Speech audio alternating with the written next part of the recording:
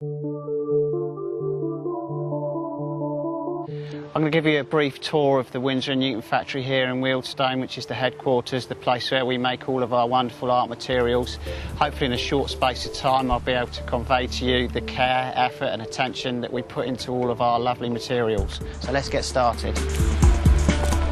Okay, so the first place to stop is our museum here. This is a museum not just dedicated to Winsor Newton, but the production of art materials, pigments, colour men through the history of time. What I want to do is just point out a couple of points of interest. This first cabinet here is a whole series of pigments from ancient times onwards, so it's 30,000 years BC. A couple of points to note: some dried up squid ink sacs, which were crushed up to make the sepia pigment behind in the dish there.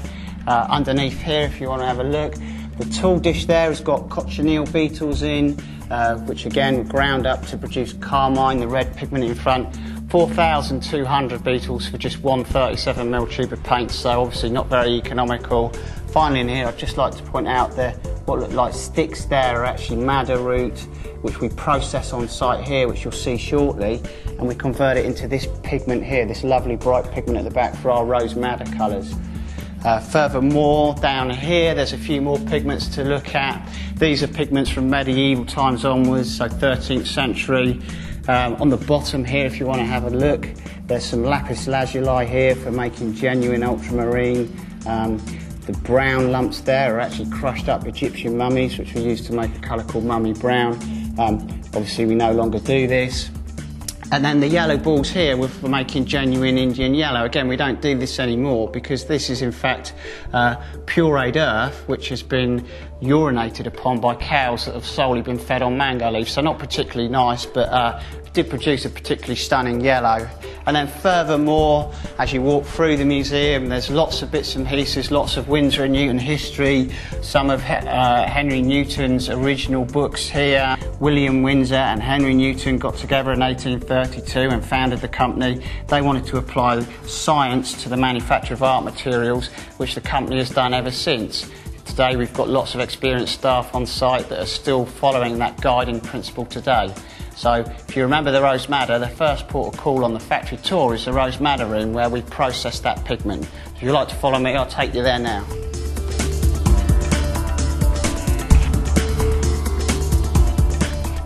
Okay, so this is the rose madder room. This is where we take in raw madder root like this and process it from start to finish to produce this beautiful pigment here. It's a process that was laid down by a colour man called George Field. We've followed that recipe ever since. We're the only manufacturer to manufacture the pigment from root, so it's genuine rose madder that we produce here. I'll just walk down through here. You can see that these are the wooden vats that we use to do this. Hopefully you'll be able to see another video where I'll be able to talk you through the process in more detail. If you now want to follow me down through here, I'll take you through the rest of the colour manufacturing process. It's worth noting that Rajani here has been making rose madder for 7 years now. He's just doing the final process here where he's filtering the wet pigment through. This is the original building on this site. Winsor & Newton moved into here in 1898. They moved out of a factory in Kentish Town where they'd been since 1841. The original company started in Henry Newton's home in 1832, which was in Rathbone Place. This is our high bay warehouse where we store all our raw ingredients and components that we need to make our range of colours on site here. There's just over 30,000 separate components for just over 6,000 separate products. As you can see, it's a pretty massive place. One of the raw ingredients that we store here are the pigments, and what you can see here on my left is the chaps in the pigment booth are weighing out the raw pigments here to precise quantities. One of the things we're so conscious about is not cross-contaminating, therefore we've got these colour-coded scoops where all the pigments are kept separate at source. I'd like to show you how these pigments are used now. Okay, so this building here, this floor is the watercolour mill room. On this floor we're making all our watercolours and acrylics. We're mixing it up and then dispersing the pigment finely throughout the binder to give you the best quality paint ever. Okay, I just need to put my safety specs on here. So this is the oil colour mill room. So different to the watercolour and acrylic mill room downstairs, up here we're mixing and milling all our oil colours. Again, our goal in all of this is to achieve the best dispersion possible to give you the brightest and most strongest colour. Alright, then. You can see the lovely oil colour coming off the mills here. All the operators up here have their own Hegman gauges that you may have seen in one of our other videos. That's so that they're in constant control of what they're making. It's not time wasted going backwards and forwards and checking the colour. They're always in control of what they're making, ensuring it's the best quality possible.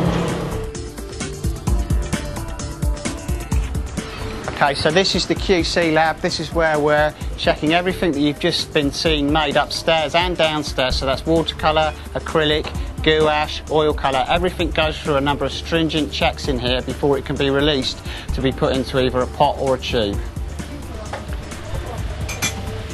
This is our other lab, the R&D lab. Up here we've got a large team of experienced chemists who are formulating new colours, researching new pigments and materials, all of the time striving to formulate the widest possible range of good, strong, high quality colours. So having seen the colour being made, I'd like to take you down to the filling room and show you us filling the colour into tubes and pots and making it into pans. As we walk down there, it's worth me saying that you've seen all the people around here putting so much care and attention into making the colour. Nearly half of us have been here for more than 10 years, and getting up to a quarter of the people working here making the colour have been here for over 25 years. That pooled experience is what we draw on to make such quality products. So this is the filling room in here, so this is where we're converting all that colour into its end format. This is the pan making area. As you can see, we've got some big extrusion machines here which are squeezing the pan out, the finely dispersed watercolour, making it into the shape of a pan, which is then in turn put onto one of these machines over here. These strips of colour are then pushed into an empty plastic pan like this, which you may recognise as one of our watercolour pans,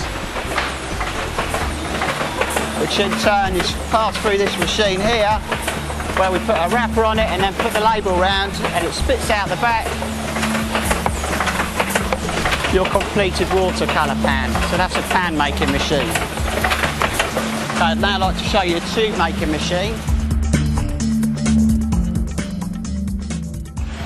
So this tube making machine here is filling our Winsor oil colour into these bare aluminium tubes here. This is how they arrive to us, lacquered on the outside, cap on the end there, a little bit of latex in the end so it gives you a good seal when it's closed.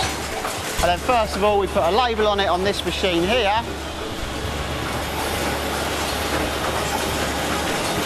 And then fill the tube with a measured out quantity of colour, close the end of the tube, pass it out the back of the machine here.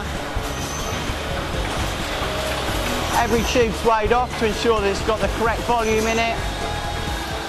And then this machine here is collating it into threes, passes through the machine, puts it into a carton which has been opened, closes the carton, put a label on the end, and then if you come round here, they're all stacked up in a box like this, which is in turn pushed onto this conveyor behind me here, and off into our automated warehouse. As you can see, we've got a real range of tube filling and other filling machines here that fill the complete range of colours, sizes and mediums that we do here.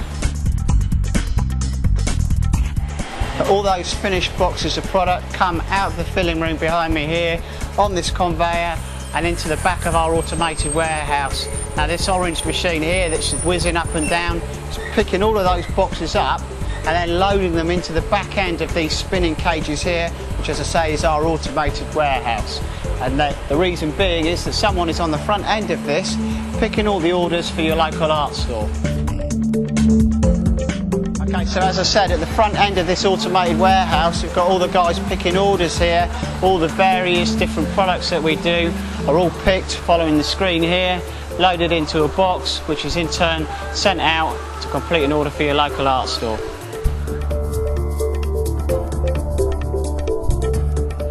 So that completes this brief factory tour. That really is a quick overview of what we do here. For those of you who are more interested in coming on a full factory tour, you can of course do this by booking it either through the website or by contacting us here at Winsor Newton.